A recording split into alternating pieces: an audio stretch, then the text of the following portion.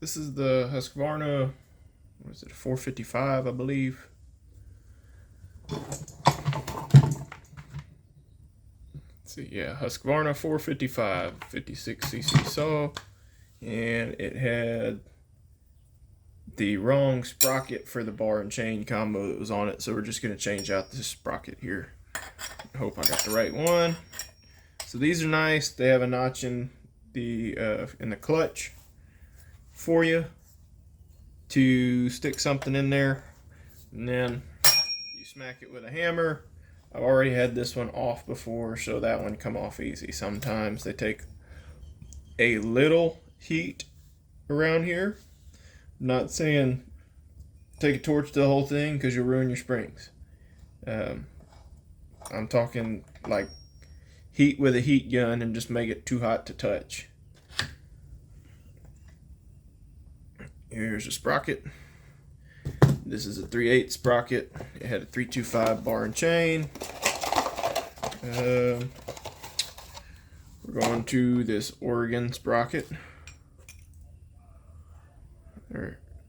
These are a sprocket and a clutch drum. Just making sure that, line them up. Make sure your hole in your center is about the same. It's got to be the same, but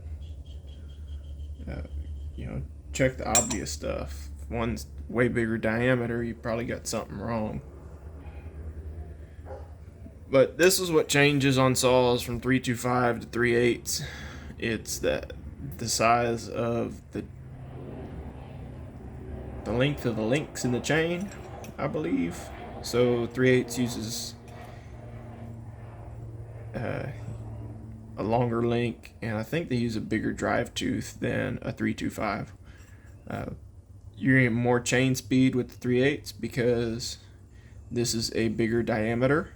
So each RPM, each rotation pulls that chain longer. You're going to get less chain speed here, but more torque because of the way that the leverage is applied.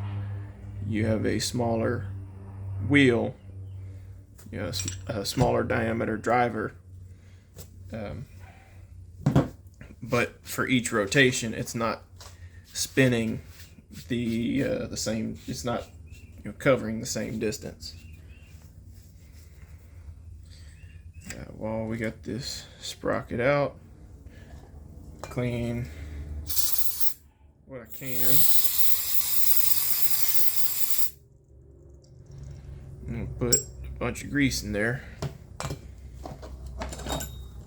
because these bearings see a lot of abuse and not a lot of maintenance.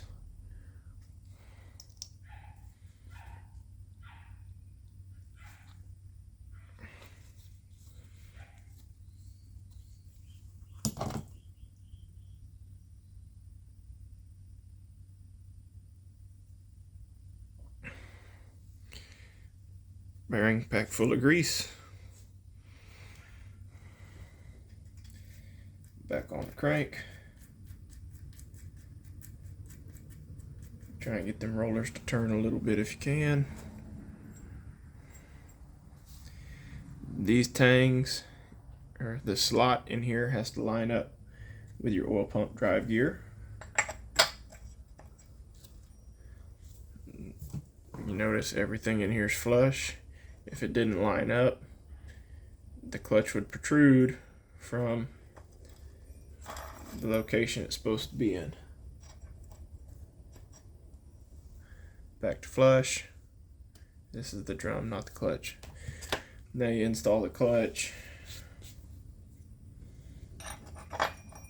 The reverse thread. So spin it that way. And I'm going to give it a few taps.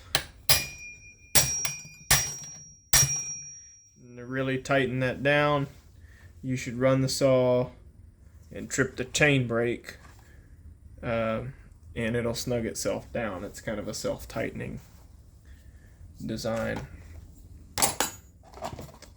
Part number for that was 513471X. That was from Oregon, and I ordered it off of Amazon. I believe it was not outrageously expensive. This one had pretty good amount of wear on it. You have these deep grooves in that sprocket. You got to take care of them.